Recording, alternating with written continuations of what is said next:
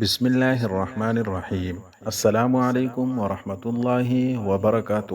محترم ناظرین، آج جو دعا میں آپ کو بتانے جا رہا ہوں اس کے فوائد سن لیں۔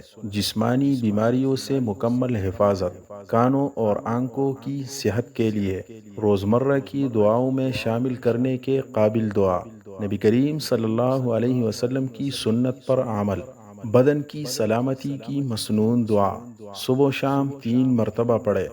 دعا سماعت فرمائے: اللہم عافنی فی بدنی، اللہم عافنی فی سمعی، اللہم عافنی فی بصری، لا الہ الا انت۔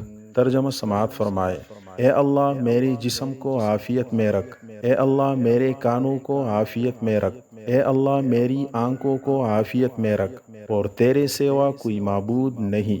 اللہ ہم سب کو عمل کرنے کی توفیق عطا فرمائے، آمین۔